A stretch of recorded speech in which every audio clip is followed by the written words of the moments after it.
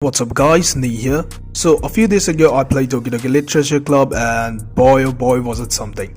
Now if you have not played the DLC yet, click off this video immediately and go play it for yourself. Don't talk to anyone about it, avoid spoilers at all costs and just experience it for yourself. Trust me, you will not regret it. Or maybe you will. It's making my mouse move.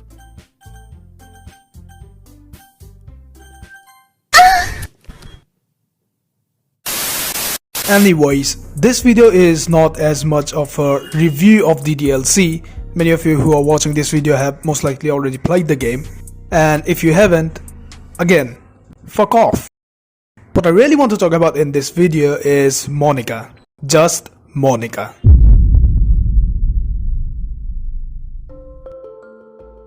Saying that I was scared of Monika during Act 2 would be the understatement of the century. I was shitting myself. So even I was surprised that when I completed the game, which mind you wasn't too long, I think I finished the entirety of Act 2 on the same day, I felt really bad for her.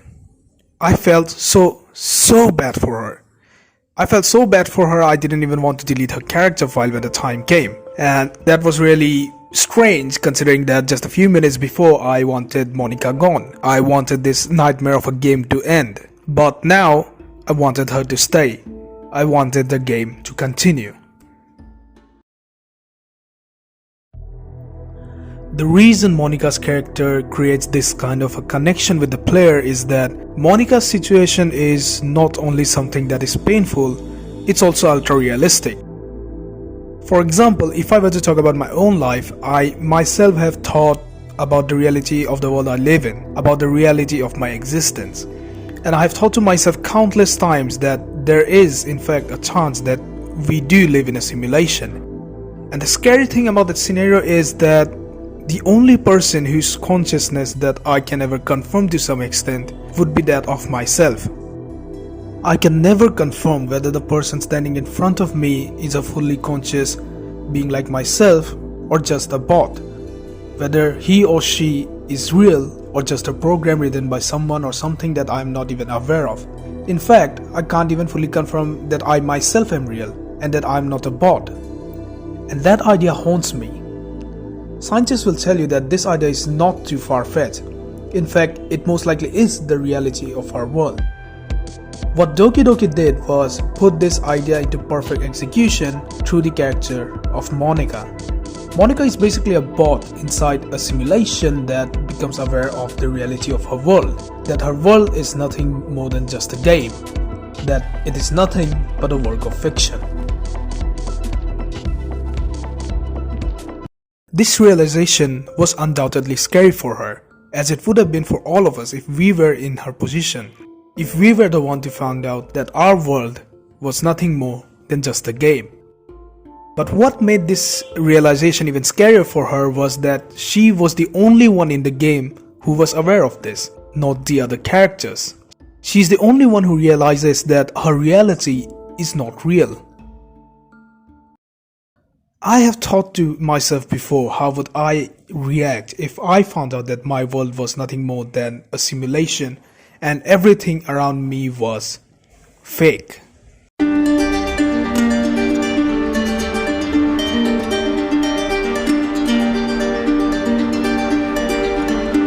The first emotion I felt was obviously fear, but eventually that fear turned into the depressing feeling of loneliness.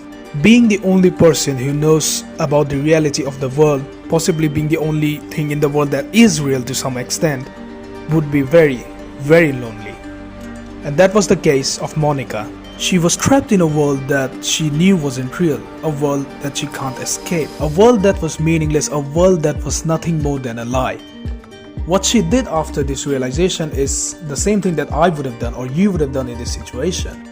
Search for other people who have the same awareness, a person who also knows the truth about the world. And for Monika, that person was the player, not the character that the player plays, but the player itself. Throughout the game, she tries to get a chance to properly have a conversation with the player, to have the chance to spend time with the only person who, to her perspective, was real. Even more real than she herself was. By the time we enter Act 2, she starts getting desperate and the events that follow are known to all of us. This is the reason why when she finally does get time with the player, I was hesitant to delete her file, because her character felt too real. Her character felt too real for a person whose existence was nothing more than just a lie, nothing more than a work of fiction.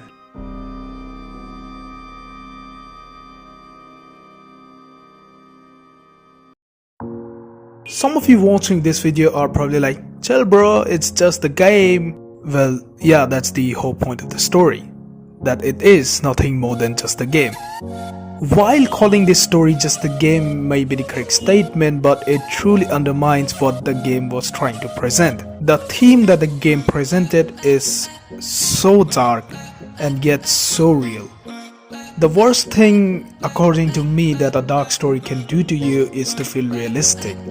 The story of Doki Doki Literature Club feels very realistic. The story throws you into an existential crisis, or more accurately speaking, the situation of the character Monika does.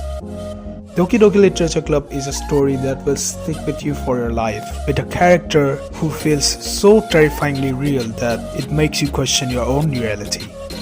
Doki Doki Literature Club is a nightmare that you strangely don't want to wake up from. If you like this video, be sure to like and subscribe. Let's put a goal of 10 likes on this video. I'm not that greedy yet and I'm a small channel, but I can still dream, right? 10 likes, that's all I ask for. Share this video with your friends, comment down below what your experience with DDLC was, and I'll see you all next time.